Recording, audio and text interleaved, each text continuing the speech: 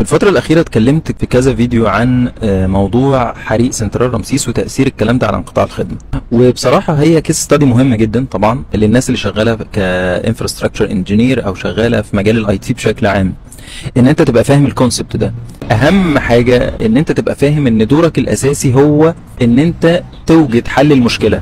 كان زمان اول ما بدأنا في بداية الالفينات، يعني انا يمكن بدايتي في الكارير كانت في بداية الالفينات، وكان اغلب شركات الاي تي وشركات السوفت وير والبروجرامينج كلها دايما تلاقي اسم الشركة جنبه كلمة سوليوشنز، وده كان بصراحة نابع من واقع كلنا كنا فاهمينه ومدركينه جدا، ان مجال الاي تي، شغلك في مجال الاي تي تحديدا هو انك انت توجد حل المشكلة. انت بتستخدم البروجرامينج، بتستخدم السوفت وير، بتستخدم التكنيكال سكيلز اللي عندك عشان توجد حل.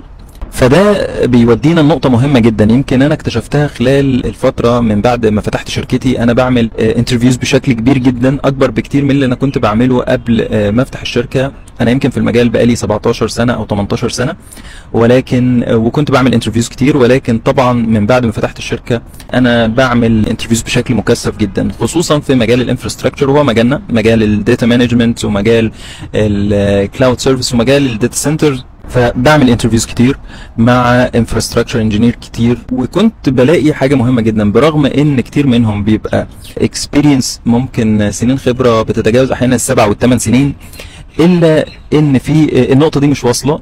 نقطة ان الموضوع مش مجرد ان انت فاهم معلومة تقنية معينة عن برودكت معين او عن تول معينة او عندك تكنيكال سكيل معينة، ولكن الموضوع اكبر واوسع من كده. في سكيلز مهمه جدا ليك كانفراستراكشر انجينير او كحد بيشتغل في الاي تي بشكل عام، حتى لو بروجرامر ديفلوبر، انت لازم يبقى عندك مهارات تانية، مهارات الترابل شوتنج، مهارات ان انت ازاي تمشي ورا جزئيات المشكله عشان توصل للحل. ولازم تبقى فاهم كويس جدا ان الكومبوننتس اللي موجوده في اي ابلكيشن، في اي داتا سنتر، في اي سوليوشن، في اي اركتكتشر، عباره عن كومبوننتس مختلفه. ممكن انت ما يبقالكش تخصص فيها او فهم فيها كلها، ولكن لازم تبقى عارف انها كلها انتجريتد، لازم كلها متكامله، وتاثير اي تغيير في واحده منهم بيأثر على باقي الكومبوننتس.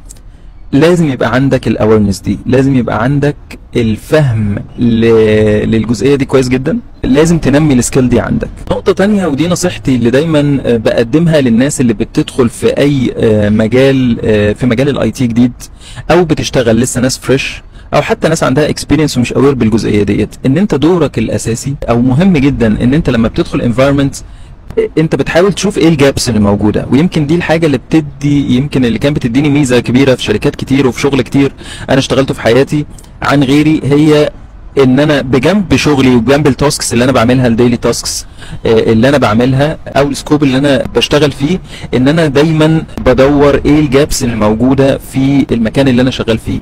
ممكن تكون الجابس دي تكنيكال، ممكن تكون محتاجه سوليوشن معين، ممكن تكون محتاجه تغيير معين، وممكن تكون في الاوبريشنز، ممكن تكون محتاجه في تغيير في العمليات او الديلي اوبريشن تاسكس اللي بتتعمل بتغيير معين ينهانس او يمبروف البروسيس بشكل معين. فدي نقطه مهمه جدا، ده جزء من دورك مش حاجه اوبشنال. انا شايف ان ده جزء من دورك كانسان شغال في الاي تي او شغال في السوفت وير او شغال في مجال الاي تي بشكل عام طبعا، يعني او شغال كانفراستراكشر انجينير تحديدا. وخلوني احكي لكم مثال واحده من الشركات اللي انا كنت شغال فيها، وازاي ان انت ممكن تستخدم السكيلز بتاعتك في ان انت تغطي جابس موجوده او فجوات موجوده في المكان، او تحل مشاكل موجوده باستخدام السكيلز اللي موجوده عندك. ما بتلتزمش بالجوب ديسكريبشن. انا عارف ان ناس كتيره بتحاول ان هي تلتزم بالجوب ديسكريبشن، انا ما بقولكش ان انت تتجاوز ده بشكل دائم او ان انت تعمل ده بحيث ان هو يأثر على السكوب اللي انت بتشتغل فيه، ولكن مهم جدا ان انت تبقى فاهم ان دي واحده من السكيلز المهمه اللي ممكن تفرقك جدا عن غيرك في المجال او في الماركت بشكل عام. ويمكن ده السبب، يعني واحده من الاسباب اللي خلتني افتح شركتي، هو ان انت تبقى عندك السكيل دي، سكيل ان انت ازاي بتحاول تشوف حل لمشكله موجوده، ازاي بتقرا او بتسكان الانفايرمنت او بتشوف بيئه الشغل اللي انت شغال فيها، وبتحاول ان انت تشوف نقط القصور موجوده فين، وان انت تحاول تحلها بالسكيلز اللي موجوده عندك. مش شرط ان انت تقاد سكيل جديده او ان انت تتكلف ان انت تعمل حاجه. كتير جدا مننا بيبقى عنده سكيلز بس مش قادر يوظفها بشكل كبير في حل المشكله، لانه عنده نقص في مهاره ان هو يوجد المشكله نفسها او يفهمها او يحللها. كنت شغال في شركه مالتي ناشونال، كنا موجودين كانفراستراكشر تيم في واحده من الاماكن السياديه في السعوديه، بيخدم اكتر من 60 داتابيز على مستوى المملكه.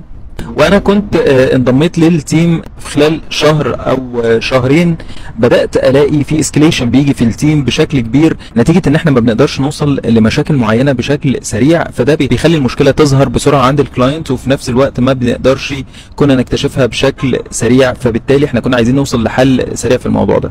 طبعا زي ما قلت لكم انت بيبقى عندك اوريدي تاسكس معينه، وعندك اوريدي سكوب انت بتغطيه، وعندك جوب ديسكريبشن انت بتلتزم بيها.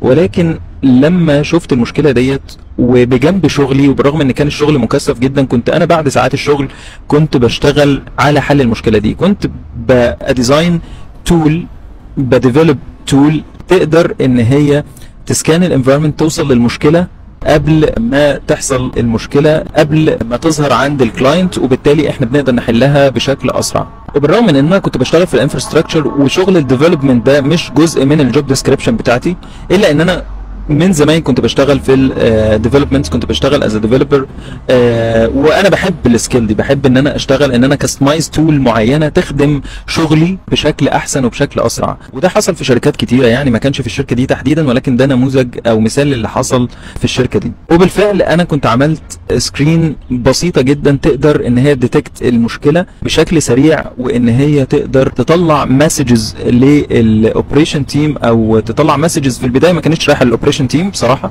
انا كانت بتطلع مسجز ليا، انا كنت عاملها وكنت بتست بيها بشكل شخصي.